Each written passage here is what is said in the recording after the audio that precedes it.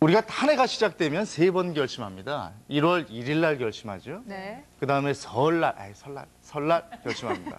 그다음에 안 됐죠? 네. 새 학기 시작되면 하지 뭐. 이래서 이제 3번 결심해서 이번에 마지막 결심이에요. 네. 이거 결심한 건 끝까지 지키셔야 되는 건데 3월은 다 시작되잖아요. 입학하죠. 신입 회사 들어가서 네, 신입사원. 신입사원들. 어제 우리 신입사원들 얘기했는데 오늘은 다른 얘기죠. 예, 오늘은 입학하는 학생들, 그중에서도 가장 나이 어린 초등생 1학년 아이들 얘기를 좀 해보려고 합니다. 요즘 가장 활력이 넘치고 에너지가 넘치는 곳이 아닐까 싶어요. 네, 지난주 목요일에 이제 거의 입학을 시작했으니까 오늘로 딱 일주일째를 맞이하고 있습니다. 우리 아이들이 학교에 입학해서 잘 환경에 적응하고 있는지, 또 친구들은 잘 사귀고 있는지 아마 학부모님들 굉장히 걱정이 많으실 텐데요. 그런 학부모님들의 걱정을 제가 대신해서 우리 아이들이 잘 적응하고 있는지 초등학교 적응기 한번 살펴봤습니다. 네, 배움의 첫 발을 내디딘 초등학교 1학년 입학 3일째. 아직은 낯선 등굣길인데요. 부모님들이 이렇게 학교까지 아이들을 데려다주고 있었습니다. 혼자 간다는데요.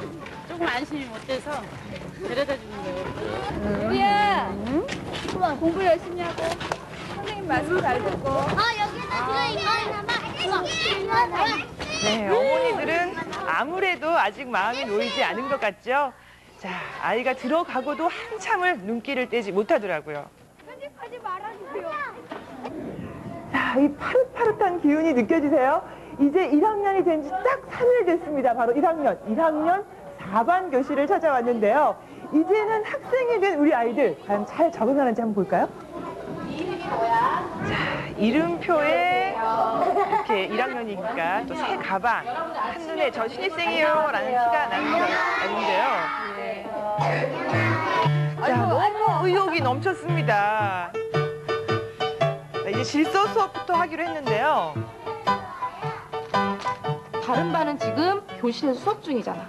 자, 우리는 조용히 선생님 젊은 눈만 선생님. 쳐다보고 네. 입만 쳐다보세요. 귀만 쫑긋 세우고. 알겠지?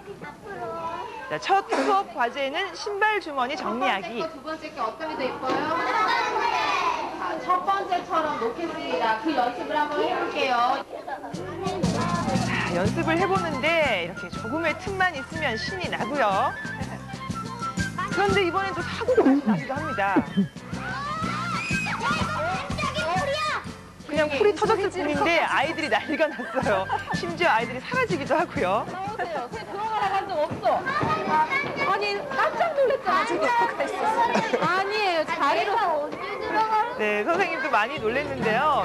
이 아이들의 집중 시간 도대체 얼마나 될까요? 자, 일부러 선생님께서 자리를 비우고 한번 지켜봤는데요. 보니까 조용히 앉아 계세요. 자, 선생님이 나간 지 채 1분도 안 지나서 아주 아쉽다고 말았습니다. 아니, 그렇죠. 선생님이 자리를 비우게 되면 네. 아이들 어때요? 글쎄요, 아직 처음이라서 아이들이 평소에는 뭐 막 떠들고 장난치고 하죠. 선생님이 없으니까. 선생님 참 인상이 좋아. 그 얘기 도중에 또 나왔어요. 선생님이 있을 때와 없을 때 너무 다르죠? 지금 아이들은 이 책상 자체가 굉장히 낯선 거거든요. 유치원 때는 계속 바닥에 마룻바닥에 앉아서 공부를 하다가 이제 이렇게 책상에 앉아서 공부를 하니까 집중 시간이 굉장히 짧아요. 그래서 그렇게 적응 시간을 차츰차츰 늘려가면서 아이들이 적응할 수 있게 자연스럽게. 어떻게 아이들이 앉아야 될까? 학교에서는 입학 초기 학습보다 학교 적응 교육에 중점을 둔다고 하는데요. 이렇게 몸집보다 큰 가방을 예쁘게 걸어 놓고요. 의자 뒤로. 걸상에 바로 앉는 것 역시 쉽지가 않습니다. 앞으로. 다시 의자 당기고. 저 일일이 다 가르쳐줘. 네, 자, 아이들에게 학교는 낯선 곳이기 때문에 학교 구석구석을 보여주며 친근하게 느끼도록 하는데요. 하지만 아이들의 산만함을 방치했을 경우 학습 장애로도 이어질 수 있다고 하네요. 이러한 학습 장애는 학교 가기를 싫어하는 등교 거부증의 주 원인이 되기도 합니다. 학교 부적응 중에 하나인 그 등교 거부는 그 학령기 아동의 5%에서 나타나고 있는 것으로서 유형별로 보게 되면은 그 부모와 잘 안 떨어지려고 하는 분리불안 장애, 또 대인 관계에 있어서 기피하는 그 대인 공포증, 그리고 극도의 그 우울증이라든지 또 행동 문제로서 주의력결핍 과잉 행동 장애 아동들에서 흔히 보여질 수 있습니다. 아이들이 걱정되는 부모님들, 수업 시간 내내 학교를 떠나지 못했는데요. 너무 안 보고 어려운데 안 타고 어리니까. 어려가지고 저걸 어떡하 저렇게 혼나나 잘라놔서 걱정돼. 네, 학부모님들이 지켜보는 가운데 진행된 수업 시간. 처음 해보는 가위질이 쉽지 않습니다. 여기 붙이기 다 돼 있는데 왜 또 해요? 왜 또 해요? 집에서 이거 다 해왔어요 미리? 수업 시간에 해야 할 거를 부모님이 걱정이 돼서 너무 미리. 어제 다 어려워요? 아니면 혼자서도 잘 할 수 있을 것 같아요? 혼자 잘할 수 있어. 잘 할 수 있을 것 진짜 같아요? 풀도 예쁘게 잘 네, 아이들은 이렇게 새로운 환경에 차츰 적응해 가고 있었는데요. 다들 참 잘했어야죠. 저 때는 저 도장이 그렇게 바쁘 네.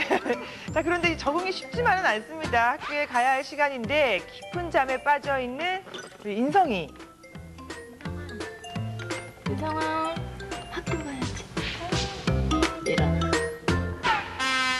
네, 깨우는 것부터 쉽지가 않은데요. 인성이는 1년 일찍 학교에 들어가서 부모님의 걱정이 너무 큽니다. 할머님까지 이제 나오셨어요. 그래도 일어날 줄을 모르죠. 요즘에 또 늦게도 보낸다더니 일찍 보냈네요. 네. 아이고 졸려. 무섭대요. 그리고 자다가 막 새벽에 5시에도 한 번씩 일어나고 긴장을 해서 긴장. 그러는데 그렇게 일어나고 또 이제 많이 달랬죠. 학교 가야 되니까. 이런 일을 치를 때마다 부모님은 불안하기만 하셨는데요. 겨우 달래서 이제 갈 준비하고 아침 식사도 합니다. 자, 학교를 가고 싶다, 가기 귀찮다 두 가지만 하면 왔다 갔다 하는 표정이죠. 이미 등교 시간은 늦어버렸습니다. 그래도 학교는 가야겠죠.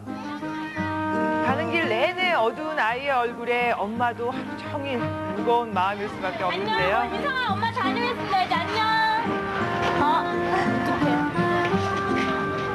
오늘은 이제 4일째거든요. 학교 오는 게. 네, 4일째인데 여기까지 와서 이제 혼자 들어가는 모습 봤고요. 내일은 운동장 절반까지 올까요? 그리고 다음엔 교문까지 오고. 학교에 등교해야 된다는 거는 명확하게 인식을 시키되 강압적으로 하지 말고 점차적으로 학교에 있는 시간과 부모와 떨어지는 시간을 조금씩 단계별로 늘려나가는 방법도 좋은 방법일 수 있고. 다행히 인성이는 아침의 모습은 온데간데 없고 개구쟁이 본래의 모습으로 돌아가고 있었습니다.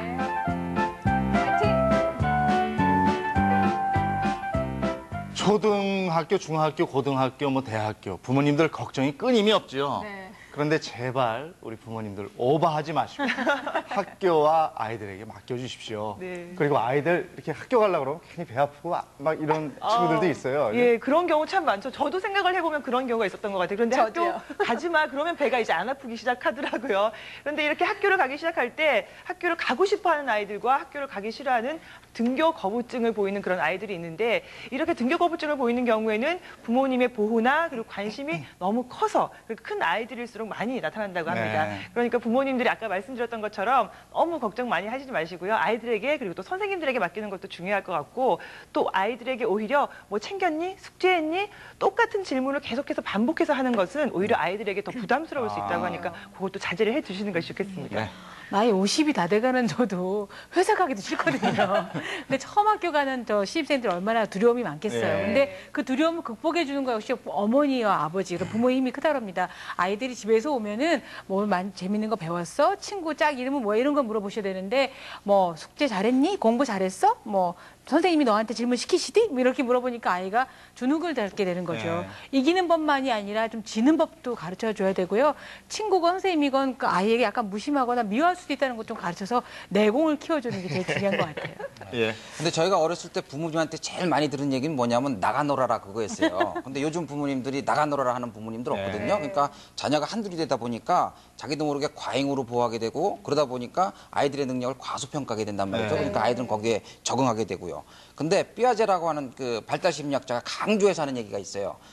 아이들은요, 부모님들이 생각하는 것보다 훨씬 강하고 적응 능력이 뛰어나다는 거예요. 그래서 가장 훌륭한 아이 양육 방법은 이러한 자신의 자녀들의 능력을 믿고 신뢰하는 것가 가장 좋은 양육 방법이다 이거죠.